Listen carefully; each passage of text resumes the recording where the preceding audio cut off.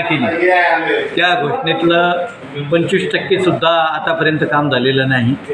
शासन निर्णय निघाले नाही, बहुतांशी MWRRAची मान्यता नाही, त्याचप्रमाणे आम्हाला राज्यपालाची मान्यता नाही आणि अशा परिस्थितीमध्ये मराठवाड्याला काहीच मिळालं नाही।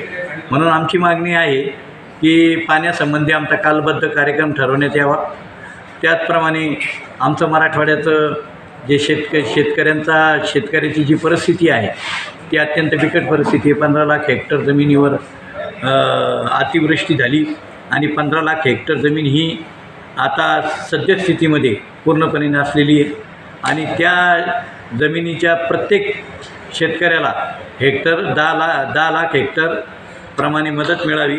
त्याचप्रमाणे ज्याचं घर गेलं त्याला पण 10 लाख रुपये देण्यात यावे आणि शेळी, मेंढी, गाय, म्हैस जे काही आपले जनावरं दुखावले गेले त्यांनासुद्धा पैसे मिळावे आणि ज्या घरात माणसं दगावली त्यांना 25 लाख रुपये देण्यात यावे। अशा पद्धतीची मागणी आम्ही करतो आहे आणि ओला दुष्काळ मराठवाड्यात घोषित करावा अशी आमची मागणी। तुम्ही एक यात्रा काढताय, ती यात्रा कशासाठी आहे, ती यात्रा कशी असणार आहे? आता मराठवाडा परिक्रमा आम्ही काढतो आहे।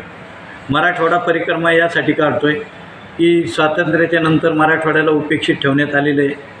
आमचा पाण्याचा प्रश्न सुटला नाही, नव्यानं इंडस्ट्री झाली नाही।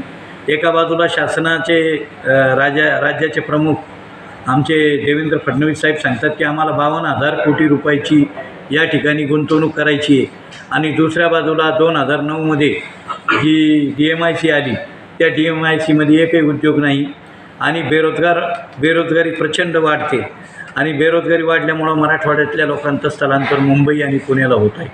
हे सारं थांबायचं आहे म्हणून आम्हाला नव्यानं मराठवाडा परिक्रमा काढायची आहे आणि आम्ही मराठवाड्यातल्या शेतकऱ्याचा 1 लाखाचा मोर्चा येणाऱ्या जानेवारी महिन्यामध्ये आम्ही विधिमंडळावर नेणार आहोत। ओके।